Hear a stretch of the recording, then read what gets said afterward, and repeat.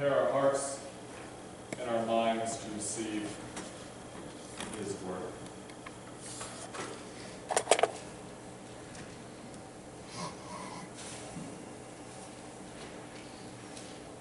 Amen. So last Sunday after church, I learned that one of our church members has a skill. Now, a skill that you probably wouldn't associate with this person. Now, before I go on, in absolutely no way am I inferring that this person is not skillful. He is extremely skillful in many areas. He's the kind of guy that would be good at anything he puts his mind to.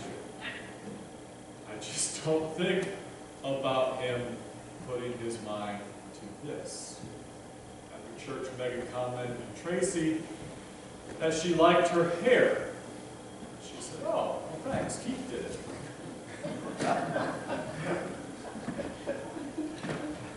I didn't know Keith had that skill. But now I do. So, ladies, we have another option in this church if you need some work done on your hair. And then he explained to me that it really wasn't a big deal because he just looked it up on YouTube and saw how to do it. And then he did it. And he said it's pretty easy once you see how to do it. Now, I don't know about that, but I do agree with the YouTube thing. You can pretty much learn how to do anything. How to do anything on YouTube. We had this huge electrical problem in our van a couple of years ago where the windshield wipers would suddenly turn on and all the lights would go off. That wasn't very convenient. And so I looked it up on YouTube and I fixed it. I fixed our dryer, installed the dishwasher, replaced headlights in our car, all thanks to YouTube. Now, there is just something about seeing it, something about actually seeing it that makes it so much easier. You could read the instructions or have someone tell you the instructions, and it just doesn't work as well. It doesn't work as well. In fact, I told Keith a story about how I was replacing the garbage disposal in our sink. And so I called Megan's dad, because he's a master plumber. And he slowly, it's not technically me, but pretty much it. But he slowly, very patiently, walked me through it step by step over the phone. And I quickly and angrily realized that I had no clue what he was talking about. And I couldn't do it. And he just tried over and over and over again. He would say the same thing, and he tried so many different words to explain it, over and over and over again to explain to me how to do it. And he was unbelievably patient, and I was unbelievably not. And finally I gave up and told him I'd try and I'd call back again later. So then I got on YouTube. I watched it on YouTube, and I figured it out in about 2 seconds. Now this has absolutely nothing to do with how he explained it. He explained it perfectly. Once I saw it, I realized everything he was saying, and it made total sense. I just had to see it. I just had to experience it. Now oftentimes, to truly understand something, we just need to see it. And it's not just true with learning how to do something like coloring hair or plumbing. It's like that with vacations and natural wonders too. I had looked at books and I had seen pictures and I had heard people talk about the mountains, how majestic and how powerful they were. But until I actually went out to Colorado with Megan after we got married, I hadn't really seen the mountains with my own eyes. And I was amazed. Absolutely amazed. I remember thinking the same thing when I saw the ocean. And that's true with so many other things too. You just have to go and see it. You have to experience it. The things that other people tell you about it, or the things that you read about it, they just don't do it justice. And that's what today's gospel lesson is about. It's one of my favorites. It's about how sometimes you truly can't describe something to someone. They just have to go and see it for themselves. And that's exactly what happened when Jesus called his first disciples. Now it all starts off with John the Baptist. He's a great prophet, and he has a few followers himself. But John then sees Jesus. He sees Jesus, and he had heard about him before. He heard about what people are saying about him. But now he sees him. Now he experiences him. And this is a long passage, but I do want to read the whole thing. This is from John chapter 1, verses 29 through 46, I believe. It says, "The next day John saw Jesus coming toward him and said, 'Look, the Lamb of God, who takes away the sin of the world. This is the one I meant when I said, a man who comes after me has surpassed me, because he was before me.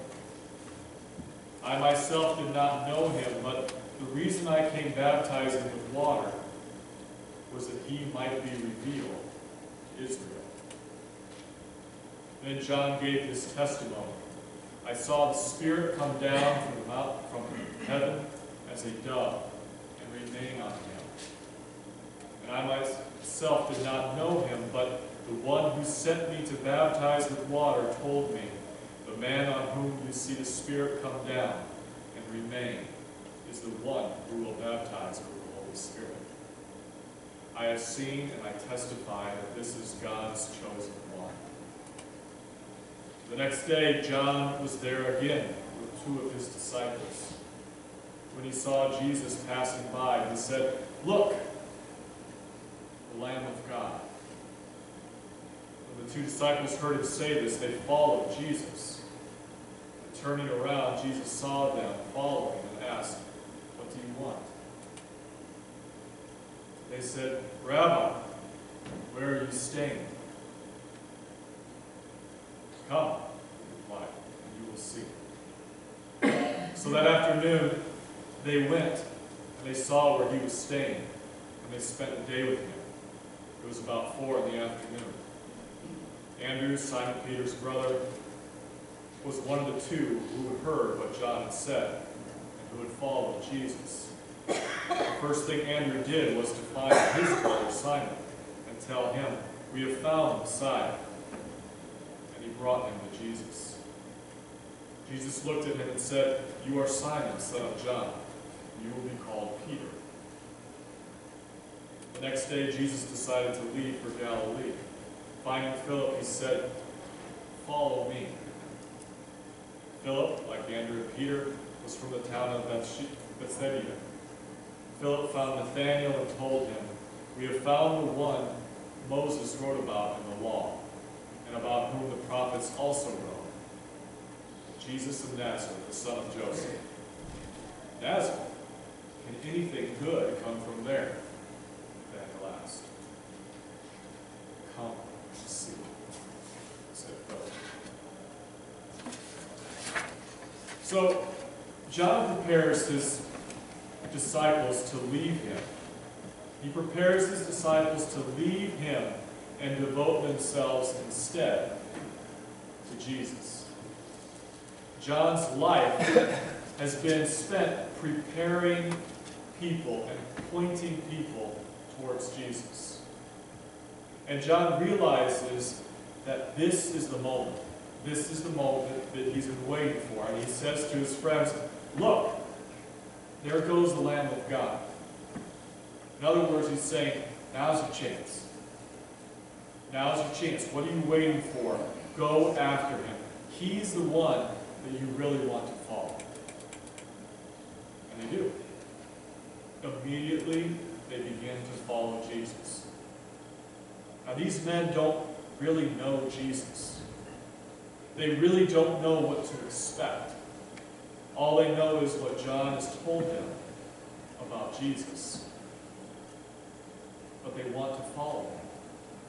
They want to see it for themselves. They want to experience him for themselves. Just like we mentioned earlier, they had to actually see it. And as they're following him, Jesus stops and he turns and he says, "What are you looking for? What are you after?" He says, "I noticed you're following me. What are you hoping to find? What do you think that I can do for you?" So what do the two men say? Well, they basically respond to Jesus' question with a question of their own. They say, "Teacher, where are you staying?" Now their response tells us a couple of things. First, they call him teacher. So they believe that Jesus has something to teach them. And two, by asking Jesus where he's staying, they are saying that they basically want to go where he is staying. In other words, they just don't want to follow him from a distance down the road or even chat with them in passing on the road. They are really hoping for a chance to spend some quality time with Jesus. They want to come and see. They've heard what John has said about him, and they want to actually now see it for themselves. So when they ask where Jesus is staying, they're actually hoping for an invitation. It's kind of a way of beating around the bush to say, "Hey, where are you staying? Can I come with you?" And we've all done that before. We've asked an innocent question with a totally hidden agenda. I did that with Kyle a few weeks ago. I said to Kyle, I said, "So, have you seen that new Star Wars show on Disney Plus? I heard it's really good." But I wouldn't know because I don't have Disney Plus. Where'd you see it? Now, Kyle didn't let me down. And Jesus didn't let them down either. Kyle said, "Oh, I saw it at my house. You want to come and see it?" I said, "Great. You got popcorn?" But Jesus did the same thing. Jesus did the same thing. He simply said, "Come and see. Come and see. Come along and see for yourself." And when Jesus extended the invitation, he was gracious. It was a wide open invitation. And that invitation also comes with a promise. We see it so many times in the Bible. Seek and you will find. That's what Jesus says. Knock and the door will be open to you.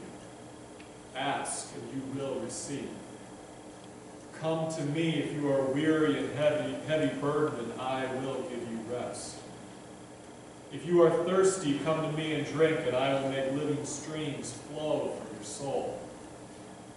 Let the little children come to me, and I will welcome them. It was an invitation, but it was also a promise. Come and see. And this is a promise that God makes to us over and over again. God promises us in Jeremiah 29, verse 13, "You will seek me and find me when you seek me with all your heart." In James 4:8 we read, "Come near to God and he will come near to you." And in Revelation 3:20, Jesus says, "Here I am. I stand at the door and knock. If anyone hears my voice and opens the door, I will come and eat with him and he with me." Jesus promises us that if we earnestly seek after him with open hearts, with open minds, we will find him. That's also true of the day-to-day promise from God. In other words, when we seek God's leading and help in the things that we face in life every day, our problems, our challenges, our struggles, our pain, if we seek Christ with humble hearts and open hearts, He will be there. Jesus says, come and see. And that's the promise of God. If you're looking, then Jesus will say to you, come and see. So that's what He told those two disciples that day. And they did. They went and they saw. They went to where Jesus was staying. And they remained with Him for the rest of the day. While we don't know exactly how the evening was spent, we do know that for these men, everything changed. Everything changed. For Andrew, the first chance that he got, he ran and told his brother, Simon, we have found the Messiah, he said. But he couldn't just explain it to him. He couldn't just tell him about it. He said, come and see. Look. Look what I found. Look who we found. Come and see. He wanted to show him because he knew that words just weren't enough. Descriptions just weren't enough. Andrew knew that the only thing that would do this justice would be if Simon actually just came and saw. Now there's something about Jesus. There's something about Jesus that when you come to know Him, when you come to know Him, you find yourself wanting to share. You find yourself wanting to share Him. And when He does, it turns out that Simon, like his brother, is also eager. Just like his brother before him, Simon goes to see. He goes to see himself if what he's been told about Jesus is true.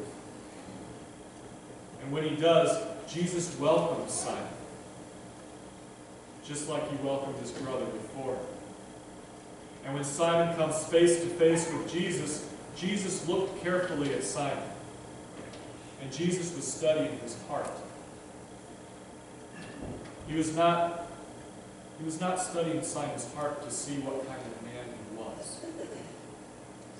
He was studying Simon's heart to see what kind of man he will become. God looks at us, and He looks at us as what we can become, not by what we've done. So Jesus changed Simon's name to Peter, which basically means rock. Peter reacted just like his brother, and he wanted to share Jesus with others. And he shared so much that he became the rock, or the foundation on which the church was built. Jesus did not name Peter for what he was. He named Peter for what he was to become. And Jesus does the same for each one of us. If we accept His invitation to come and see, we will discover who God made us to be. And together with Jesus, we can reach out to people who don't know Him yet. People who are looking for Jesus, even if they aren't sure that God is the one that they're seeking. We can invite them to come and see. Come and see Jesus at work among us, loving us, giving us new life, and changing us. Because sometimes it isn't enough just to read about Him, or just to hear about Him, or even to see it on YouTube. It's just not enough.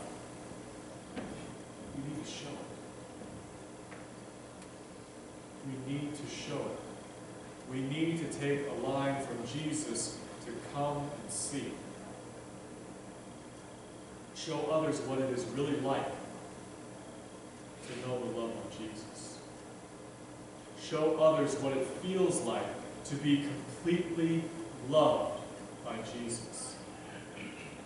Show others what it means to accept and to love no matter what.